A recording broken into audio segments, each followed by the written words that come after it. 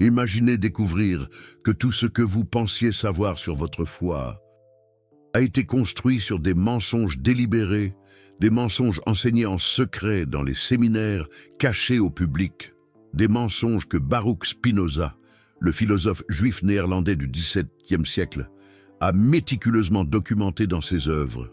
Une vérité encore plus troublante, ces mêmes séminaires interdisent toujours la divulgation de ces découvertes aux fidèles. Pourquoi? Parce que ces révélations remettent non seulement en question des dogmes fondamentaux, mais exposent un système construit sur des interprétations manipulées de la vérité historique. Aujourd'hui, vous allez découvrir les 5 mensonges les plus dévastateurs que Spinoza a confirmés à travers son analyse critique des textes sacrés. Des mensonges qui, s'ils étaient révélés amplement, pourraient transformer complètement le christianisme moderne. Préparez-vous, car ce que vous êtes sur le point d'entendre pourrait ébranler vos convictions les plus profondes. Premier mensonge, la Bible a été écrite par les soûls. Prophètes eux-mêmes, depuis votre enfance, vous avez appris que Moïse a écrit le Pentateuque, que David a composé tous les psaumes, que les évangélistes ont été des témoins oculaires de la vie de Jésus. Cette narration romantique de l'autorité scripturale est l'une des bases de l'autorité même de l'Écriture sainte. Mais Spinoza a détruit cette fantaisie avec une précision chirurgicale qui, encore aujourd'hui, fait trembler les séminaires. Dans son traité théologico-politique, Spinoza a démontré que Moïse n'aurait jamais pu écrire les livres qui lui sont attribués. Comment pourrait-il décrire sa propre mort dans le Deutéronome? Comment pourrait-il se référer à lui-même à la 3e personne constamment? Comment pourrait-il mentionner des événements qui se sont produits des siècles après sa mort? Mais Spinoza a été encore plus dévastateur. Il a identifié des anachronismes historiques impossibles.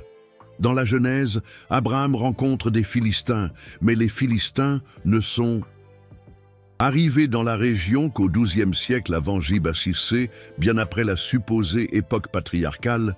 Les patriarches utilisent des chameaux pour le transport, mais la domestication des chameaux dans la région n'a eu lieu qu'au Xe siècle avant J.B.C. Le texte mentionne des villes qui n'ont existé que des siècles plus tard. Le livre du Deutéronome contient l'expression « jusqu'à ce jour », se référant à des monuments et des coutumes qui existaient à l'époque de l'écrivain, non à l'époque de Moïse. Cela révèle qu'il a été écrit longtemps après les événements qu'il décrit prétendument. Spinoza a montré que des expressions comme « de l'autre côté du Jourdain » n'ont de sens que si elles sont écrites par quelqu'un qui se trouvait déjà en Canaan. Et non par Moïse dans le désert. La preuve est accablante. La Bible a été compilée par des éditeurs anonymes, des siècles après les événements qu'elle décrit. Ces éditeurs avaient des agendas politiques spécifiques, modelant les récits pour légitimer les pouvoirs terrestres. Le nom même Israël, mentionné dans la Genèse, n'a existé comme royaume que longtemps après la supposée époque patriarcale. Spinoza a démontré que le Pentateuque a été compilé pendant ou après l'exil babylonien au VIe siècle avant J.C. Utilisant d'anciennes traditions orales pour créer une identité nationale unifiée, les prêtres exilés avaient besoin de récits fondateurs qui légitimassent leur retour en terre promise et leur autorité religieuse. Spinoza est allé encore plus loin. Il a montré que de nombreux livres bibliques sont des collages de traditions orales conflictuelles, cousus par des rédacteurs qui tentaient d'harmoniser des versions incompatibles de la même histoire. C'est pourquoi nous trouvons 2 versions de la création dans la Genèse, 2 récits du déluge, de multiples généalogies contradictoires. Dans les séminaires, les futurs pasteurs apprennent la théorie documentaire, qui confirme les découvertes de Spinoza. Ils connaissent les sources J, E, D et P qui composent le Pentateuque. Ils connaissent les débats sur la datation des évangiles. Mais lorsqu'ils arrivent à la chair, ils prêchent comme si ces textes étaient des lettres directes de Dieu. Pourquoi ce mensonge persiste-t-il? Parce que l'autorité pastorale dépend de l'infaillibilité biblique. Admettre que la Bible est une œuvre humaine, pleine de contradictions et d'agendas politiques, serait admettre que l'interprétation exige des connaissances historiques et critiques, et non seulement une foi aveugle, et cela diminuerait considérablement le pouvoir clérical. Deuxième mensonge. Jésus a fondé le christianisme. C'est peut-être le mensonge le plus fondamental de tous. L'homme. Jésus de Nazareth n'a jamais eu l'intention de fonder une nouvelle religion. Il était un juif pratiquant qui prêchait dans la tradition prophétique juive. Le christianisme comme religion séparée a été une création postérieure, façonnée par des forces politiques que Jésus n'imaginait même pas. Chaque génération a divinisé Jésus un peu plus, jusqu'à ce que l'humanité originelle soit presque entièrement occultée. Un processus insidieux, progressif, une lente déformation de la figure historique. Imaginez la surprise, l'ébranlement. Lorsque l'on découvre que l'image de Jésus, celle que l'on nous a transmise, est le fruit d'une construction progressive, souvent dénaturée.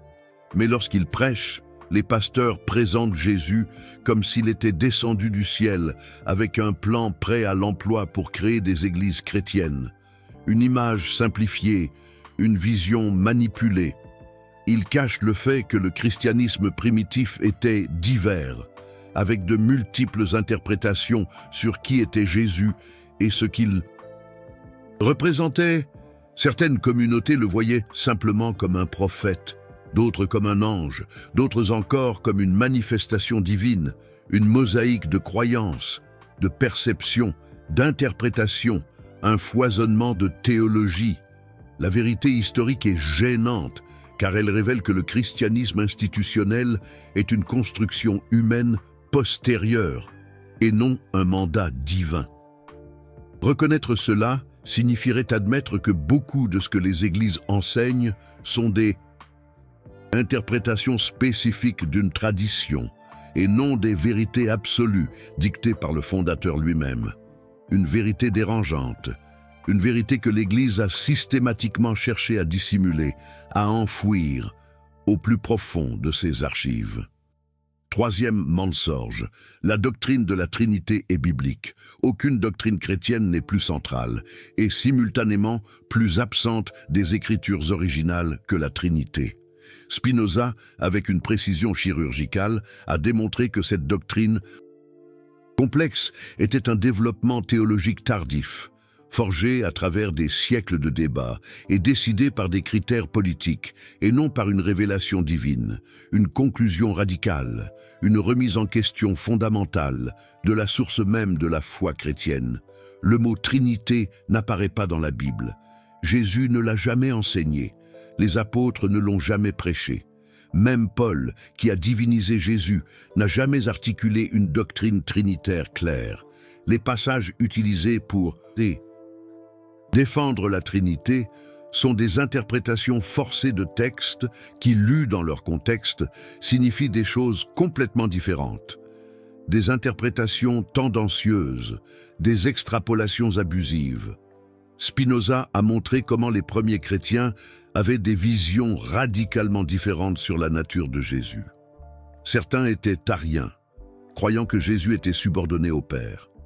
D'autres étaient modalistes, pensant que le Père, le Fils et le Saint-Esprit n'étaient que des manifestations différentes de la même divinité.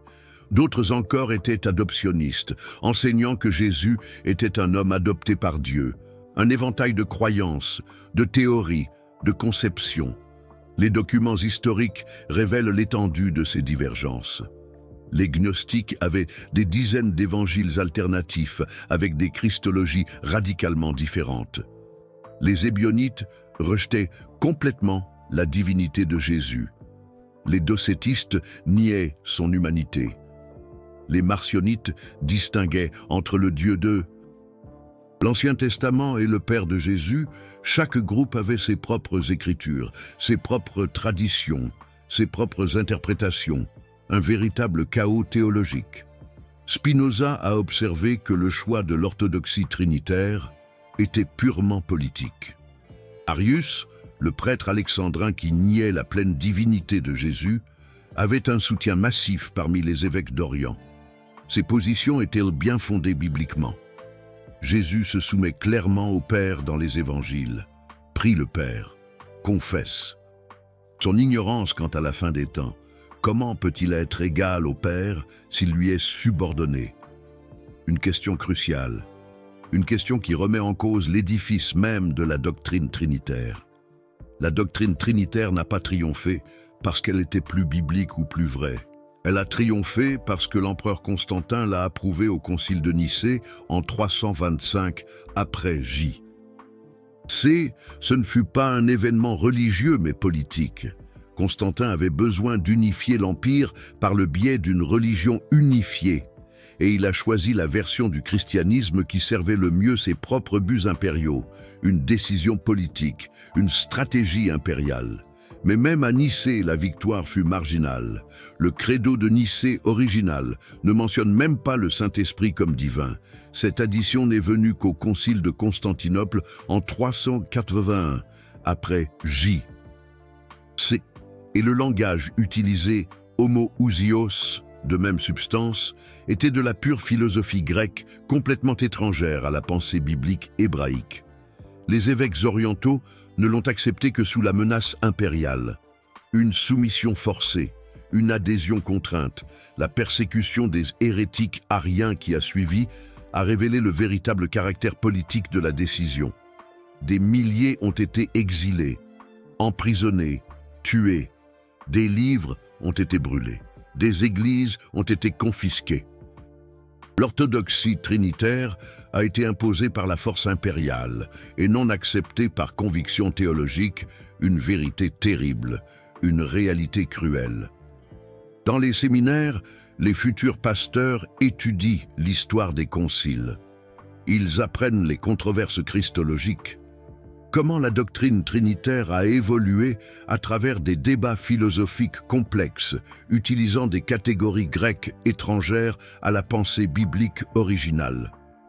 Ils savent que de nombreux chrétiens primitifs ont été persécutés et tués pour avoir rejeté cette doctrine imposée, une histoire cachée, une vérité enfouie. Mais de la chair, ils prêchent la Trinité comme si c'était un enseignement clair de Jésus, comme si elle était explicitement révélée dans les Écritures. Ils utilisent des versets isolés, hors contexte, pour défendre une doctrine qui était fondamentalement une création de la politique impériale romaine, une manipulation, une tromperie, une perversion de la vérité. Ce mensonge persiste parce que la Trinité est devenue le test de l'orthodoxie chrétienne. Questionner sa base biblique reviendrait à questionner l'autorité de siècles de tradition ecclésiastique. Ce serait admettre qu'une grande partie du christianisme dogmatique est une interprétation humaine et non une révélation divine, une vérité inconfortable, une vérité difficile à accepter. Quatrième mensorge, l'Église primitive était unifiée. L'une des images les plus puissantes du christianisme primitif est celle d'une communauté harmonieuse, unie dans la foi, suivant unanimement les enseignements apostoliques. Cette image d'unité originelle justifie l'autorité des églises modernes et leur revendication de continuité historique. Mais Spinoza a révélé cette narration comme une fiction commode, une construction artificielle, une légende. La réalité historique est que le christianisme primitif était une mosaïque chaotique de groupes en conflit constant. Les judéo-chrétiens luttaient contre les gentils chrétiens sur la nécessité de la circoncision. Les gnostiques débattaient avec les orthodoxes sur la nature du salut. Les marcionites rejetaient complètement l'Ancien Testament.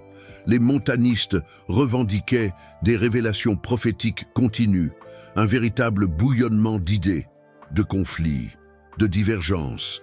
Spinoza a montré comment les lettres de Paul révèlent ces tensions. Paul réprimande constamment les communautés pour avoir suivi d'autres évangiles. Il attaque directement les apôtres originaux les qualifiant de faux apôtres. La célèbre mésentente entre Paul et Pierre à Antioche montre que même les leaders fondamentaux n'étaient pas d'accord sur des questions fondamentales, des dissensions au cœur même de la communauté. Les évangiles reflètent également ces divisions. Chacun présente une version différente de Jésus, destinée à des communautés aux théologies distinctes. Matthieu souligne la continuité avec le judaïsme. Marc se concentre sur la souffrance messianique. Luc universalise le message. Jean crée une christologie hautement développée. Ce ne sont pas des différences superficielles, mais des réflexions de christianisme fondamentalement différents, des interprétations multiples, des visions contrastées. Pendant les 3 premiers siècles, des dizaines d'évangiles, de lettres et d'apocalypses circulaient parmi les communautés chrétiennes. Chaque groupe avait ses propres écritures, ses propres traditions, ses propres interprétations de Jésus. Le canon biblique actuel n'est qu'une sélection tardive, faite par une faction qui a réussi à obtenir le pouvoir politique, une sélection arbitraire, une sélection partisane. Spinoza a analysé cette cacophonie de voix chrétiennes primitives avec un fascinant esprit scientifique. Les gnostiques avaient l'évangile de Thomas, rempli de paroles secrètes de Jésus qui contredisaient les évangiles canoniques. L'évangile de Pierre montrait un Jésus docette qui n'a pas vraiment souffert sur la croix. L'évangile de Marie-Madeleine la dépeignait comme la disciple préférée, créant une lignée apostolique féminine, une multitude de récits, une pluralité d'interprétations, un véritable labyrinthe. Chaque communauté adaptait la figure de Jésus à ses besoins théologiques et sociaux.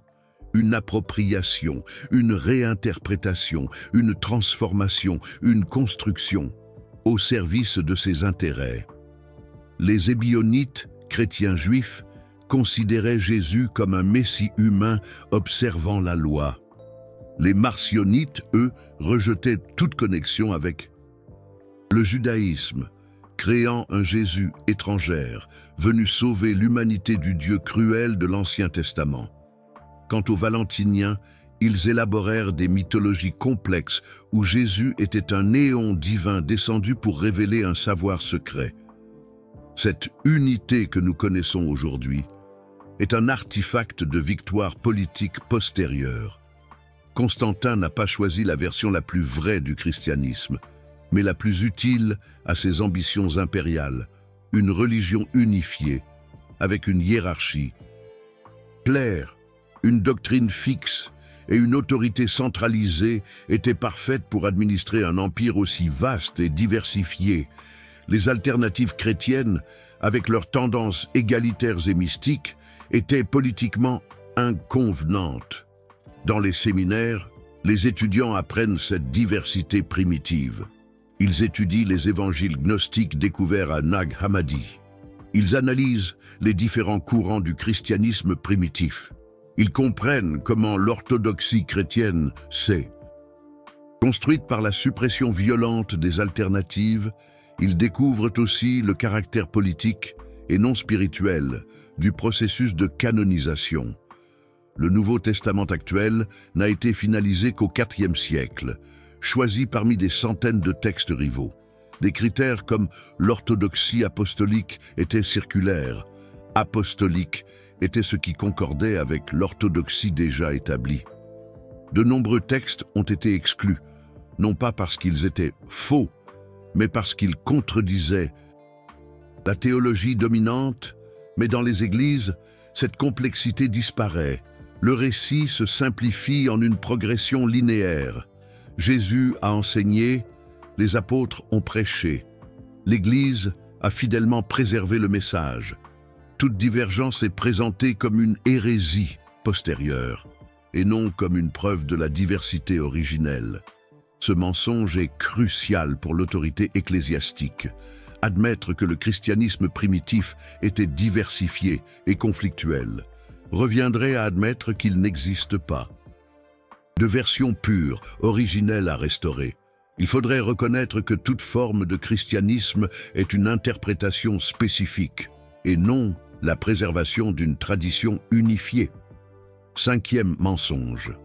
La Bible est historiquement fiable. C'est le mensonge qui soutient tous les autres. L'idée que la Bible est un récit historique précis des événements qu'elle décrit est fondamentale pour l'autorité chrétienne. Mais Spinoza a démoli cette prétention avec une analyse impitoyable des incohérences, des anachronismes et des impossibilités historiques présentes dans les textes bibliques. Spinoza a montré que de nombreuses narrations bibliques sont des constructions théologiques et non des reportages historiques. L'Exode, par exemple, aurait impliqué 2 millions d'Israélites errant dans le désert pendant 40 ans. Or, il n'existe aucune preuve archéologique d'une telle migration massive. Le désert du Sinaï a été extensivement fouillé, sans révéler de traces de encampement ni de cimetière de cette ampleur. Les généalogies bibliques sont mathématiquement impossibles. En suivant les lignées de la Genèse, la création aurait eu lieu il y a seulement 6000 ans. Mais les preuves géologiques, astronomiques et paléontologiques démontrent que la Terre a des milliards d'années, que la vie a évolué progressivement et que les humains modernes sont apparus il y a des centaines de milliers d'années. Les récits des règnes de David et de Salomon décrivent un empire puissant s'étendant de l'Égypte à l'Euphrate. Or, les archives assyriennes, babyloniennes et égyptiennes de l'époque ne mentionnent pas ce prétendu empire. Les fouilles archéologiques à Jérusalem révèlent que la ville était petite et relativement insignifiante à l'époque davidique. Spinoza a été un pionnier dans l'application de la méthode scientifique aux textes sacrés, les traitant comme des documents historiques sujets à la vérification empirique. Il a montré que l'archéologie contredit systématiquement les affirmations bibliques. Jéricho n'avait pas de muraille à l'époque de la supposée conquête de Josué. Haï était inhabité depuis des siècles. La plupart des villes conquises n'existaient même pas à la période décrite. L'Exode, pierre angulaire de l'identité israélite, ne laisse aucune trace archéologique. 2 millions de personnes errant dans le désert pendant 40 ans auraient dû laisser des preuves massives, cimetières, campements, artefacts, ossements. D'animaux, le Sinaï a été extensivement fouillé, sans révéler la moindre preuve de cette migration épique. Les archives égyptiennes détaillées de l'époque ne mentionnent pas la perte d'une population d'esclaves aussi importante. Les narrations bibliques elles-mêmes contiennent des impossibilités logistiques. Comment Moïse pouvait-il communiquer des lois verbalement à 2 millions de personnes sans amplification? Comment cette foule se déplaçait-elle en formation militaire à travers des dungeons d'audience? Défilés étroits. Comment trouvait-il assez d'eau et de nourriture dans un désert aride? Spinoza a remarqué que ces histoires fonctionnent comme de la théologie et non comme de l'histoire. Même les évangiles contiennent de graves problèmes historiques. Luc date la naissance de Jésus pendant le recensement de Quirinius, qui a eu lieu en 6 après J.C., mais Matthieu la place pendant le règne d'Hérode, qui est mort en 4 avant J. Cette divergence d'au moins 10 ans montre que les évangélistes ne disposaient pas d'informations historiques précises sur la naissance de Jésus. Plus problématique encore, il n'existe aucune preuve contemporaine de l'existence historique de Jésus en dehors des textes chrétiens. Aucun historien romain, juif ou grec de l'époque ne le mentionne. Philon d'Alexandrie, qui a écrit abondamment sur les mouvements messianiques juifs contemporains, ne mentionne jamais Jésus, Joséphus, qui détaille. D'autres prétendants messianiques n'a que 2 passages sur Jésus, qui ont été clairement interpolés par des copistes chrétiens postérieurs. Dans les séminaires, les futurs pasteurs apprennent ces problèmes historiques.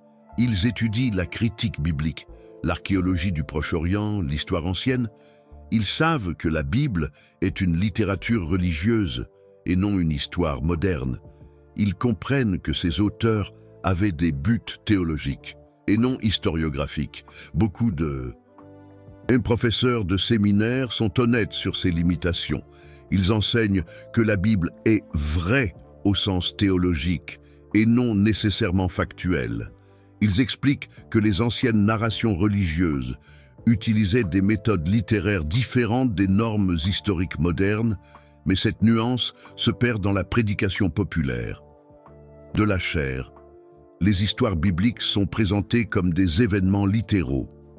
L'Exode s'est déroulé exactement comme décrit. David a vraiment conquis un empire. Jésus est né exactement au moment où les évangiles le disent. La complexité académique est remplacée par des certitudes simplistes. Ce mensonge est particulièrement dangereux car il crée un faux choix. Soit vous acceptez la Bible comme historique, soit vous rejetez complètement la foi. De nombreux jeunes élevés avec cette attente abandonnent le christianisme lorsqu'ils découvrent les problèmes historiques des textes bibliques. Ils n'ont pas été préparés à une foi plus sophistiquée qui puisse reconnaître les limitations historiques sans perdre sa valeur spirituelle. Le prix de l'honnêteté intellectuelle. Spinoza a payé un prix terrible pour son honnêteté intellectuelle. En 1656, à l'âge de 23 ans, Baruch Spinoza fut excommunié de la communauté juive d'Amsterdam, avec une malédiction d'une rare sévérité. Qu'il soit maudit le jour et maudit la nuit, maudit lorsqu'il se couche et maudit lorsqu'il se lève, maudit lorsqu'il sort et maudit lorsqu'il entre. Sa famille le rejeta, ses amis l'abandonnèrent. On tenta même de l'assassiner, mais Spinoza ne recula pas. Il poursuivit ses recherches, développant des méthodes de critique textuelle qui révolutionnèrent l'étude de la Bible. Ses intuitions sur la multiplicité des auteurs, la datation tardive et les contradictions internes furent confirmées par des siècles de recherches ultérieures. Il avait raison. Mais il paya le prix d'être en avance sur son temps. La communauté chrétienne réagit avec une fureur égale. Ses livres furent bannis, brûlés, censurés. Les universités refusèrent d'enseigner ses idées. Les églises le dénoncèrent comme un agent du diable. Même aujourd'hui, 3 siècles plus tard, de nombreux séminaires évitent ses conclusions les plus dévastatrices, préférant des euphémismes académiques à des vérités inconfortables. Pourquoi ces mensonges persistent-ils? Vous connaissez maintenant les 5 mensonges fondamentaux que Spinoza a dénoncés il y a plus de 3 siècles. Des mensonges que les séminaires connaissent, mais dont ils interdisent à leurs diplômés de partager. La question inévitable est « Pourquoi cette malhonnêteté intellectuelle perdure-t-elle » La réponse est simple, le pouvoir. Chacun de ces mensonges soutient l'autorité cléricale de manière spécifique. L'autorité prophétique de la Bible garantit son infaillibilité. La fondation divine du christianisme légitime, son universalité. La doctrine trinitaire établit l'orthodoxie. L'unité primitive justifie l'autorité institutionnelle. La fiabilité historique valide toute la structure. Plus fondamentalement, ces mensonges protègent le modèle économique religieux. Les églises dépendent de l'idée qu'elles possèdent des vérités exclusives, des interprétations autorisées, un accès privilégié au divin. Admettre que leurs doctrines sont des constructions humaines historiques reviendrait à admettre que toute personne instruite peut interpréter des textes anciens, questionner les traditions, chercher la spiritualité de manière indépendante. Admettre ces vérités signifierait reconnaître que le christianisme est une religion humaine, développée historiquement, soumise à des interprétations et à des réformes. Cela ne le détruirait pas, mais le humaniserait. Les pasteurs devraient admettre qu'ils sont des interprètes de tradition et non les porte-paroles de vérités absolues. Quelques courageux clercs ont tenté cette honnêteté. Des évêques comme John Shelby Spong ont écrit ouvertement sur ces problèmes, mais ils ont été marginalisés, attaqués, forcés de quitter leur poste de direction. Le système institutionnel punit l'honnêteté intellectuelle parce qu'elle menace la structure du pouvoir. Spinoza a payé le prix de son honnêteté. Il a été excommunié par la communauté juive d'Amsterdam. Il a vécu isolé. Ses livres ont été bannis. Mais son courage intellectuel a ouvert la voie à la pensée critique moderne. Il a montré que questionner les textes sacrés n'est pas de la blasphémie, mais une responsabilité intellectuelle. La conspiration du silence. Mais pourquoi ces vérités restent-elles cachées? La réponse révèle une conspiration du silence qui implique non seulement les leaders religieux, mais toute la structure éducative et culturelle qui soutient le christianisme institutionnel. Les séminaires théologiques vivent une schizophrénie intellectuelle. Dans les salles de classe, les professeurs enseignent la critique biblique avancée, l'histoire des religions, l'analyse textuelle scientifique. Les étudiants apprennent sur les sources documentaires du Pentateuque, l'évolution de la Christologie, la diversité du christianisme primitif. Des mémoires explorent les contradictions bibliques avec rigueur académique. Mais au moment de la remise des diplômes, une transformation sinistre se produit. Ces mêmes étudiants, maintenant pasteurs ordonnés, montent en chair et prêchent comme s'ils n'avaient jamais rien appris de ce qu'ils ont étudié. L'honnêteté intellectuelle est remplacée par une simplicité stratégique. La complexité historique disparaît au profit de certitudes réconfortantes. Cette trahison de l'honnêteté intellectuelle n'est pas accidentelle, elle est systématique. Les dénominations religieuses exercent un contrôle subtil mais efficace sur leurs clercs. Les pasteurs qui remettent en question les doctrines fondamentales perdent leur poste, sont transférés dans des congrégations plus petites et voient leur carrière dépérir. Le système récompense la conformité et punit l'authenticité. La pression ne vient pas seulement d'en haut. Les congrégations résistent également à la complexité. Les fidèles veulent des certitudes simples, pas des questions compliquées. Ils veulent que leurs croyances soient validées, pas remises en question. Les pasteurs honnêtes sont souvent confrontés à des révoltes de membres, à des baisses des offrandes, à des demandes de démission. L'honnêteté ne paie pas les factures. Les universités laïques sont complices de ce silence. Les départements d'études religieuses évitent souvent les conclusions qui pourraient offenser les communautés religieuses locales. Le financement, les dons et les relations publiques importent plus que la vérité académique. Les chercheurs apprennent à utiliser un langage diplomatique, à adoucir les découvertes gênantes, à éviter les confrontations directes avec l'orthodoxie religieuse. Les médias dominants participent également à cette conspiration du silence. Les journalistes traitent les affirmations religieuses avec une déférence particulière, évitant l'examen critique appliqué à d'autres domaines de la vie publique. Les documentaires sur le christianisme primitif se concentrent sur des aspects superficiels, évitant les questions fondamentales sur l'authenticité historique. Le respect religieux devient un obstacle à l'enquête honnête. La vérité vous libérera. Ces révélations peuvent être perturbantes, surtout si vous avez grandi en croyant à la version simplifiée du christianisme. Mais souvenez-vous, connaître la vérité ne détruit pas la foi authentique. Elle la purifie simplement des éléments faux. De nombreux chrétiens tout au long de l'histoire ont conservé une foi profonde tout en reconnaissant les limites humaines de leur tradition. Ils ont trouvé Dieu non dans l'infaillibilité des textes anciens, mais dans l'expérience vivante de l'amour, de la justice et de la transcendance.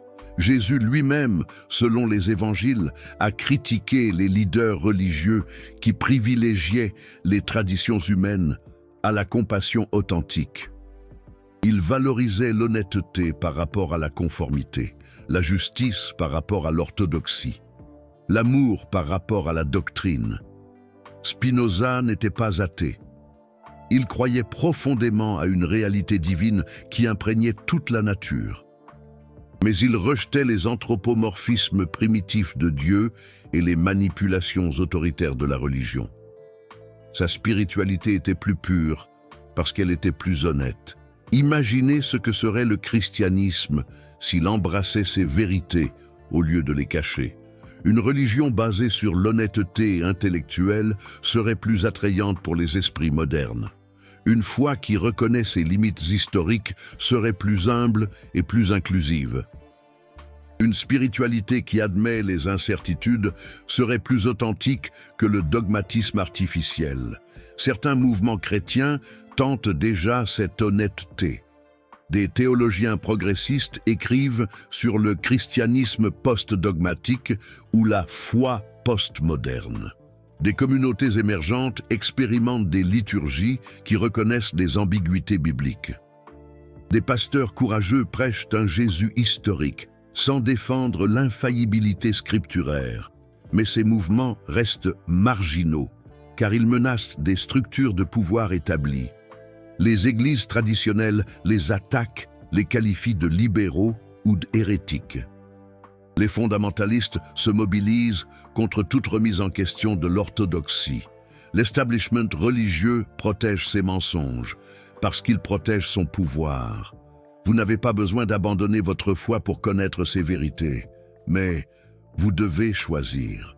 Voulez-vous une religion fondée sur des mensonges réconfortants ou une spiritualité ancrée dans l'honnêteté intellectuelle? Le choix vous appartient. Et si vous valorisez la vérité plus que la commodité, si vous préférez la croissance spirituelle à la conformité doctrinale, alors partagez ces découvertes.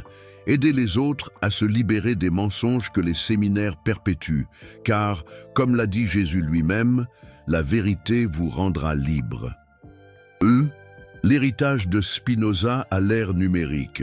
Aujourd'hui, plus de 3 siècles plus tard, les découvertes de Spinoza sont plus pertinentes que jamais. L'ère numérique a démocratisé l'accès à l'information, rendant impossible de maintenir ces vérités complètement cachées.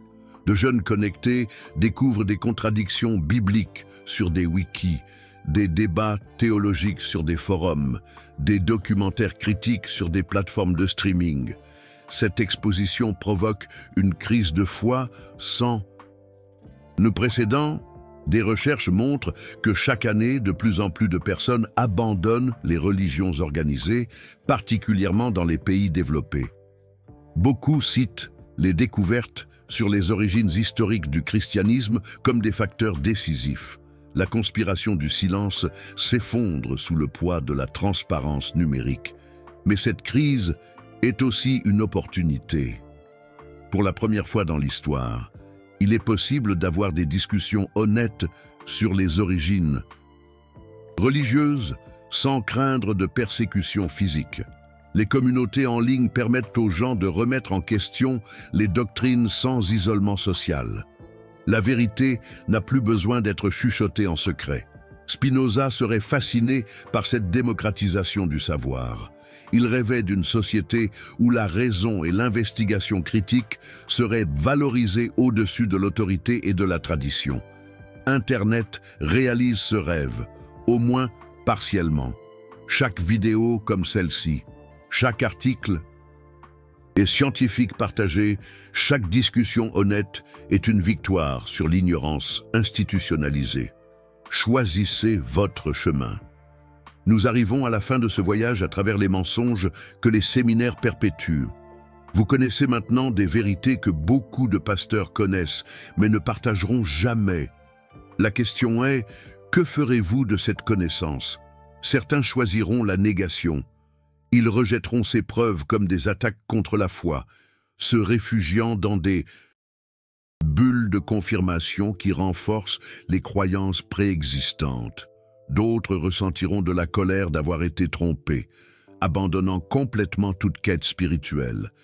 Ces deux réactions sont compréhensibles, mais limitantes. La troisième option est plus difficile, intégrer ces vérités dans une spiritualité plus mature. Reconnaître que des textes anciens peuvent avoir une valeur spirituelle sans être historiquement précis. Trouver un sens dans les traditions humaines sans avoir besoin d'une origine divine. Embrasser le mystère sans exiger une certitude dogmatique. Spinoza offre un modèle pour cette intégration. Sa philosophie panthéiste trouvait la divinité dans la nature même, non pas dans des livres anciens ou des autorités religieuses. Son éthique était basée sur la raison et la compassion, non pas sur des commandements arbitraires. Sa spiritualité était profonde précisément parce qu'elle était honnête. De nombreux penseurs ont suivi des chemins similaires. Einstein admirait profondément Spinoza, trouvant la religiosité dans l'ordre mathématique de l'univers. Carl Sagan voyait la spiritualité dans le cosmos évolutif. Marc Aurèle trouvait la sagesse dans la philosophie stoïque sans avoir besoin de Dieu anthropomorphique. L'avenir de la spiritualité. Les mensonges exposés aujourd'hui ne représentent pas la fin de la religion, mais son avenir, une spiritualité honnête, basée sur les preuves et la raison, serait plus robuste que des dogmes fragiles. Une foi qui survit à l'examen critique est plus précieuse que des croyances qui exigent l'ignorance. Imaginez des églises qui enseigneraient l'histoire biblique honnêtement, reconnaissant les contradictions et le développement historique. Des pasteurs qui admettraient les incertitudes, explorant les questions spirituelles sans prétendre avoir des réponses définitives. Des communautés centrées sur des valeurs éthiques partagées, non pas sur des doctrines exclusives. Cette transformation a déjà commencé dans certaines confessions progressistes, l'Église d'Angleterre, les luthériens scandinaves, les presbytériens américains. De nombreux groupes intègrent la scholarship critique dans leurs théologies officielles. Ils ont découvert que l'honnêteté renforce la foi. Elle ne la détruit pas, mais la résistance est féroce. Les fondamentalistes mobilisent des ressources massives contre toute remise en question de l'orthodoxie. Les politiciens exploitent les angoisses religieuses pour gagner du pouvoir. Des charlatans vendent des certitudes simplistes à des publics effrayés par la complexité moderne. Cette bataille entre l'honnêteté et la manipulation définira l'avenir spirituel de l'humanité. De quel côté voulez-vous être? Maintenant, j'aime entendre ce que vous en pensez. Lequel de ces 5 mensonges vous a le plus surpris? Suspectiez-vous déjà certaines de ces vérités? Comment votre communauté religieuse réagit-elle lorsque ces questions sont soulevées? Plus important encore, comment ces révélations affecteront-elles votre cheminement spirituel? Rechercherez-vous plus d'informations ou préférerez-vous ignorer les preuves gênantes? Remettrez-vous en question d'autres croyances avec la même honnêteté? Ou protégerez-vous certaines zones de l'investigation critique? Laissez un commentaire pour partager votre expérience. Dites comment la découverte de ces vérités a changé votre perspective. D'autres pourraient bénéficier de votre honnêteté et de votre courage. Et si ce contenu a ouvert vos yeux sur des aspects que vous n'aviez jamais envisagés, envisagez de soutenir cette chaîne avec un super merci. Votre contribution nous permet de continuer à mettre ces vérités cachées en lumière. En faisant face à la résistance institutionnelle qui préfère vous maintenir dans l'ignorance. Chaque soutien est un vote pour l'honnêteté intellectuelle sur la manipulation religieuse. C'est un choix pour la vérité sur les mensonges réconfortants. C'est un investissement dans l'avenir d'une spiritualité plus authentique et moins autoritaire. Rappelez-vous, remettre en question n'est pas un manque de foi, c'est une maturité spirituelle.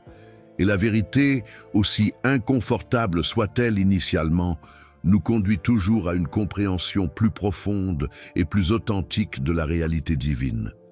Spinoza a payé un prix terrible pour ses découvertes, mais il a ouvert une voie que nous suivons encore. Chaque personne qui choisit l'honnêteté plutôt que la conformité honore son héritage.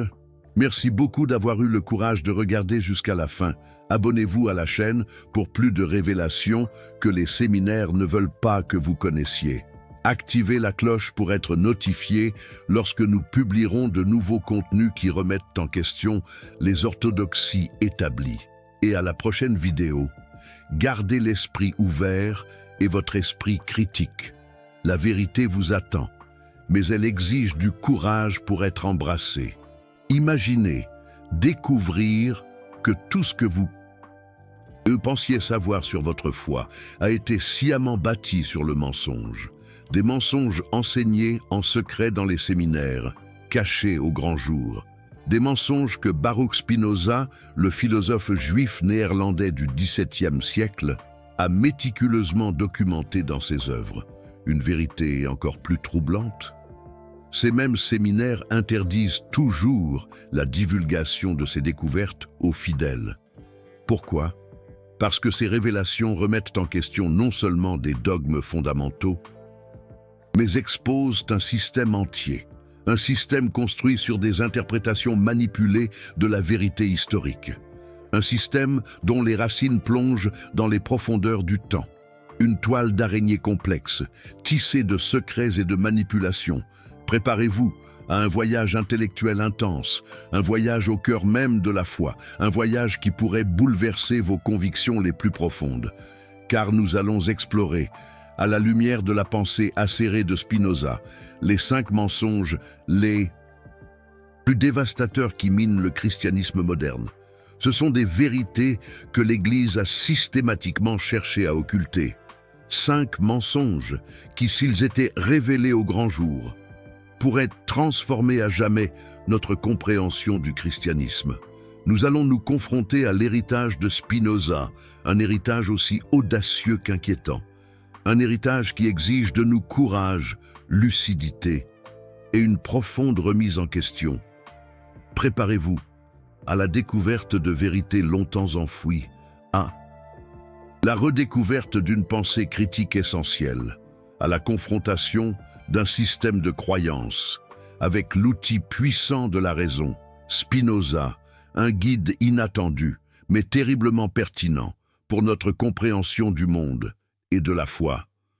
Comme le disait Spinoza lui-même, la paix n'est pas l'absence de guerre, c'est une vertu, un état de l'esprit, une disposition à la bienveillance, à la confiance et à la justice. Que cette paix, basée sur la vérité et non sur l'ignorance, guide votre et propre cheminement spirituel, que la lumière de la raison éclaire vos pas et que vous puissiez discerner le vrai du faux avec la précision chirurgicale d'un Spinoza, car il est temps de déconstruire les mythes et de reconstruire une foi authentique, basée sur le savoir et non sur la croyance aveugle. Ce voyage commencera maintenant.